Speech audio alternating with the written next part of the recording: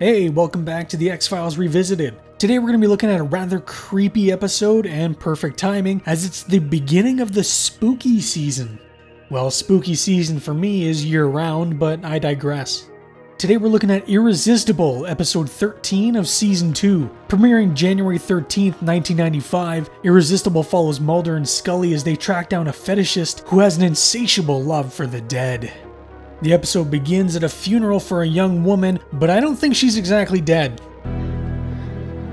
We'll miss your smile.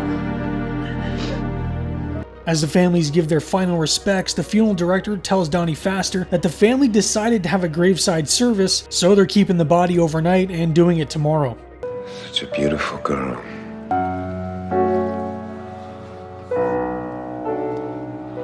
Well, that's not creepy at all.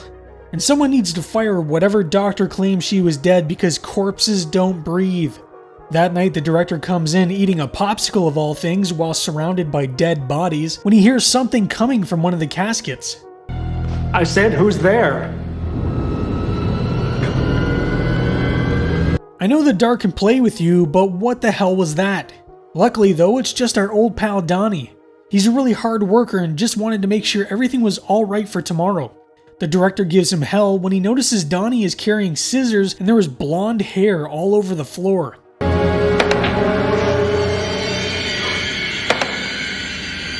Why did he give her a Cynthia haircut? Freak!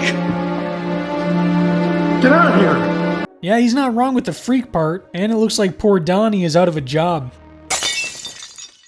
The following day, our agents are with another agent named Agent Box, as they're brought in over some strange grave robbings. But look, it's Ray Soames. Nice to see they placed his tombstone in a different part of the cemetery. So I shoot on down here to see what's the what. And I'll be damned if I'm not knocked on my butt by what they show me. What, you mean the camera crew seen in the reflection of the tombstone here? No, he's talking about the body that has been dug up, which has had some of its hair and fingernails cut. Agent Box is also a card-carrying member of MUFON and thinks it was the work of extraterrestrials. Well, I hate to disappoint you, Agent Box, but this doesn't look like the work of aliens to me. This whole thing seems to be upsetting Agent Scully, and like I said in the previous video, when the victim is a woman, Scully really seems to have trouble with it. You okay, Scully? Yeah. I've read about cases of desecrating the dead before, but this is the first time I've seen it. Scully asks Mulder why this didn't shock him, but he tells her he prepared himself for it. He knew it wasn't alien related. The real reason they came down here though was because Mulder wanted to take her to the Vikings-Redskins game, which I'm not sure is really her thing. Now you're applying for the job as the delivery man? To put myself through school. And what are you studying? Comparative religions. Donnie Boy is applying for a new job as a food delivery driver and claims he's going back to school to study religions. But aren't demons supposed to be afraid of religion? Unfortunately for Mulder, he doesn't get to see the game because more bodies have been found dug up. Fingernails were pulled out with what looks like a pair of needle-nosed pliers. I do wonder why this is affecting her so much though. She's seen countless bodies and done many autopsies, but this case really seems to be getting to her. Mulder tells Box to put out a report to all law enforcement to keep a tighter lockdown on all cemeteries and a warning out to the public that there may be some kind of stalker out on the streets. Box seems apprehensive to do so because these kinds of things generally don't happen in smaller towns like this. People wondered why it took them so long to catch this kid in Milwaukee. Truth is, no one ever believed it could happen. Oh, you mean this kid from Milwaukee? Mulder tells Scully he's canceled their flight out as they have work to be done here, but she looks like she would rather be anywhere else. He is more likely to be white, male, and of average to above average intelligence. Cases of fetishists with IQs over 150 have been documented. Mulder thinks unless they get this guy now, he may go from grave digging to homicide to satisfy his needs. I didn't know they had buses going to the University of British Columbia all the way in Minneapolis. Right on cue, Donnie pulls up to some ladies of the night, looking to satisfy some kind of need anyways. Why don't you pull up around the corner over there? Well, actually, I was thinking of a couple of hours.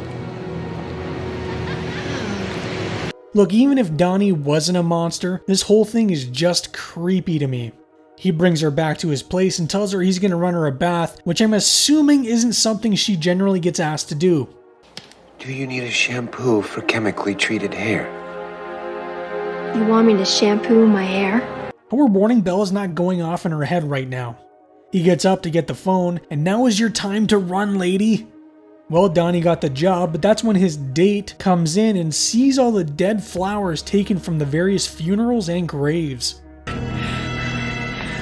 you touch me! Stay away from me! Stay away from me!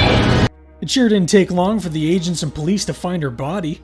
Can someone please teach these corpses how not to breathe? Donnie seems to be upping his game because not only did he take fingernails and hair, he also took a few fingers this time. I need a minute. Hey, let him take a look. The following morning, Donnie is enjoying his first day on the job, and it looks like he's delivering to Tomb's defense counsel. Maybe after she's done baking these cookies, she can do the same for Donnie, because he's gonna need it. Bye. We have 3 daughters. Oh. That just sends a shiver down my spine. If I had 3 daughters, no way this weirdo is coming in my house. Donnie asks if he can use their bathroom to wash up, but what he really wants to do is rummage through their garbage to steal their pubes. I just wanted to tell you, if we're ever not home, we always leave the back door open here. Oh. Thank you. I'll remember that. This woman has zero survival instinct. Scully is tasked with doing the autopsy of the recent victim, and she really seems to be on the verge of having a breakdown. Time is 11:14 a.m., Monday, November 14th. Well, this is interesting because the episode Firewalker takes place between November 11th and 13th, so should Mulder and Scully not be in their 30-day quarantine right now? He's none of those guys.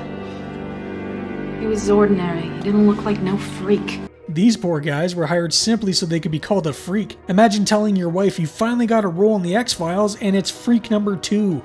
Box tells the woman to leave a number and address where she can be reached and assures her they're gonna catch him. Might be a good week to take that paid vacation the boss owes you. Yeah. Right. Box seems to think the killer is someone who can't make it with women, hence why he's going after ladies of the night. But Mulder believes it's deeper than that. He's looking for trophies, but for what purpose? I mean, there's a deeper psychosis at work here. It's an unfathomable hatred of women, probably going back to his mother. So basically, every weirdo incel online. Donnie is at his night classes when it looks like he may have honed in on another potential victim. Queen orders, off with her head, or the prince awakens Sleeping Beauty with a kiss. He tries introducing himself to her, but at least this one is picking up the weirdo vibes right off the bat. Donnie asks her about what chapters they were told to read, but why does this necessitate the need to get so close to her? I have to go now. Don't go. Let go of the door. Ooh, nice left hook.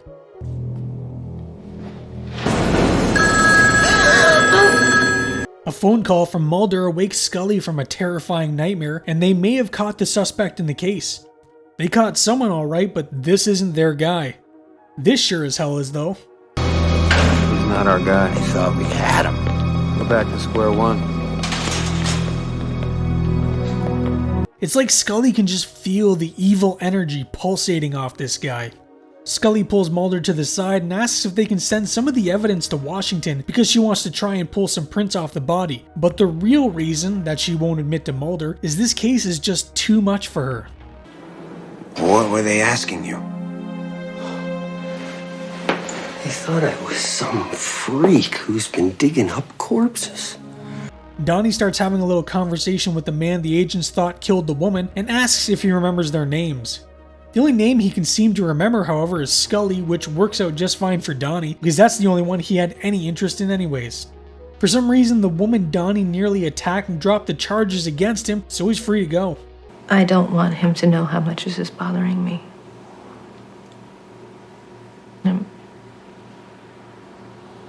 I don't want him to feel like he has to protect me. Scully speaks with a counselor at the bureau because this case is having a huge impact on her mentally, and she just wants to find her strength again. Scully heads to the fingerprint analysis lab, and they were able to pull a fingerprint off one of the fingers Donnie didn't take as a souvenir. I gotta call Agent Muller. Oh, somebody called for you. Who? Said he was an agent working out of Minneapolis. I told him you were out. You had a flight booked back tonight. Now, who could possibly be calling for Scully if not Mulder? Scully calls Mulder to tell him they found a print from the suspect. She also says she's coming back up, but asks if he or Box called her, which neither did. Go! FBI! I'll take the bedroom! Move it! FBI burst into Donnie's place, but he's nowhere to be found. They put out an APB for him and find some of his precious trophies.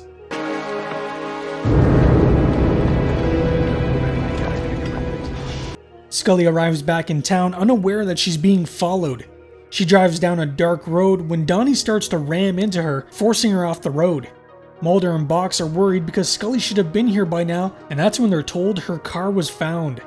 She was forced off the road. It looks like a white car. Get one of your men and get a sample of this paint and get it on the plane to Washington. If we hurry and we're lucky, we can get a make and model of the car by morning. We're gonna find her. Mulder is obviously laser focused in finding Scully because he can't lose her again. Meanwhile, Box just seems like he would rather be doing anything else. Donnie has taken Scully back to a house that is up for sale and runs her a bath because he can't take a trophy if it's not clean. Wait until he finds out she isn't a natural redhead though.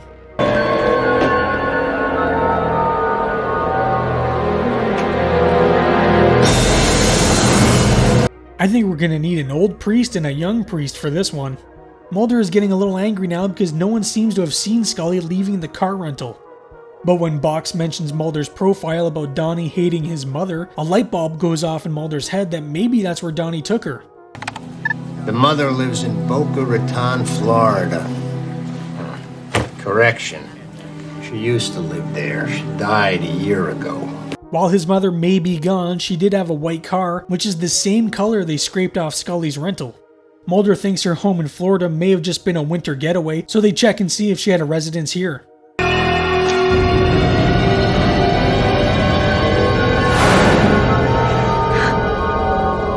Don't be afraid.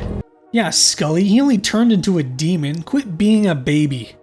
Donnie tries asking Scully what kind of hair product she uses, but his downfall was cutting her legs free. Even though she just pushed him in a bathtub, he comes out of the bathroom bone dry. There's no way out, girly girl. Donnie's had just about enough of this cat and mouse game and grabs a gun from the bedroom. He scours the house looking for her and pays dearly for it. She doesn't get too far, however, and they both take a little tumble down the stairs. Hold up, let's play that one back.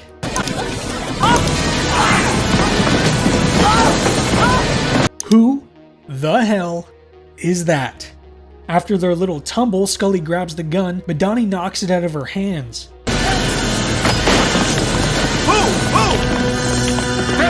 Hands in the air! Hands in the air! Luckily for Scully, Mulder arrives just in the nick of time, and Mulder really should have just put a few rounds in Donnie. Mulder helps Scully to her feet, but no matter how much she tries, she just cannot hold back what she's been dealing with this whole time.